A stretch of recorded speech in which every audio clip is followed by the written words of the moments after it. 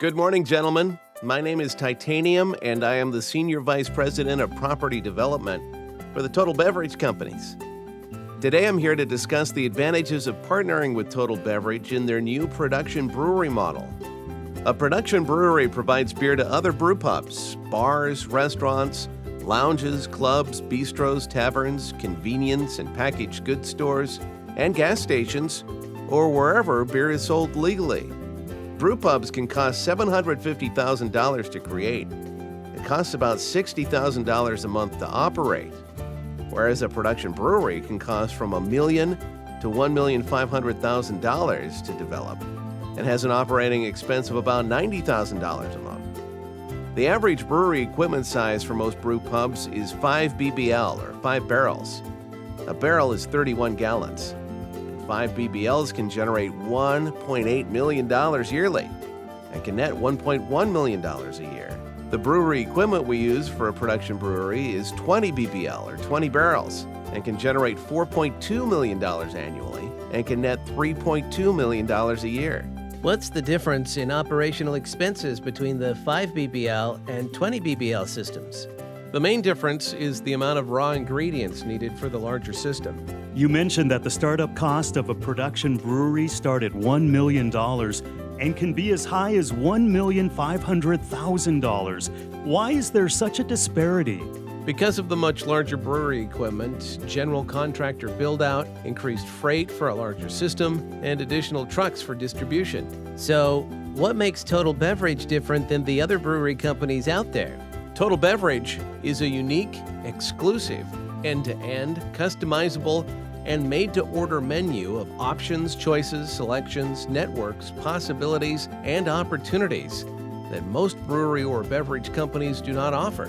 Total Beverage Management Solutions, LLC creates breweries for third-party purchasers, and Total Beverage Orlando Property Management, LLC partners with investors, joint venture, and private equity partners in breweries and production brewery distribution centers. This gives the Total Beverage companies an advantage over most breweries, as we understand all aspects and facets of the brewery industry, from manufacturing to retail, and from customer service to distribution. We opened our brewery, bar, and restaurant in September 2019 in Lake Mary, Florida, and Total Beverage is entering the hard seltzer market, which has less ingredient costs and a 30% higher return per can than beer.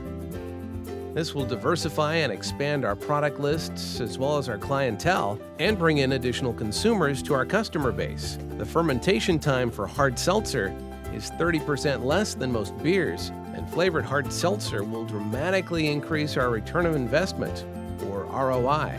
Why are you adding an additional model and product line?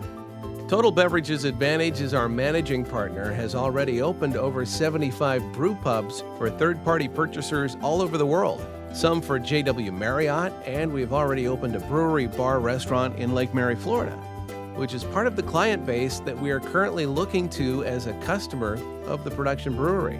Our understanding of the actual beer consumption at our brewery, bar, and restaurant allows us to project incredibly accurate consumption levels and gives us a better understanding of how to attain our revenue and barrel production estimates.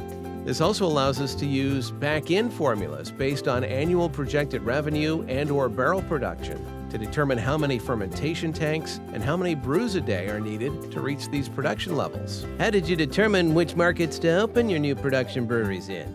To get accurate representations to set up the proper strategies, policies, and market segmentation, we sent out 3 teams of 2 salespeople into 3 different markets. 1, Orlando, Florida, 2, Dallas, Texas, and 3, Denver, Colorado. They spent a week in each market and brought in several different fresh beers for tasting to owners and managers of brew pubs, bars, restaurants, lounges, and clubs. In all 3 markets with a reduced keg price of $150 per keg, when the big production distributors potentially sell for $175 each, plus a keg deposit of $30 on the average depending on the market. We offered no keg deposit, and over 75% of the time, we're able to capture at least 1 guest tap as an average in all 3 states. This changed the modeling. The usual modeling is manufacturer, wholesaler, distributor, and retailer.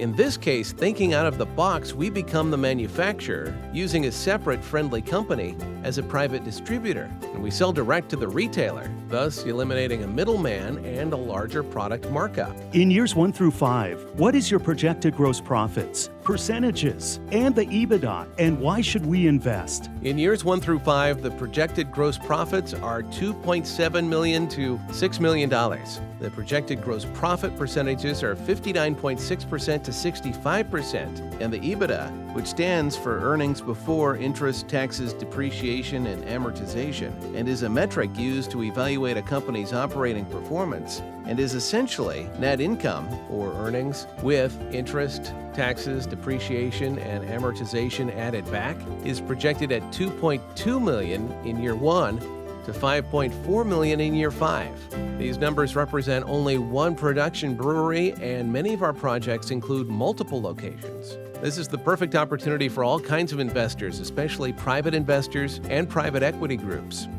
The investment itself is partially secured by the brewery equipment, which might be 33 to 50% of each location's startup costs, as well as each production brewery is a tangible physical brick-and-mortar location, and production breweries have the single most important thing that investors look for, which is an exceptional return on investment, or ROI. Our return on investment in the beer brewing and distribution industry can potentially exceed dollar for dollar starting in year 1. Where do we sign?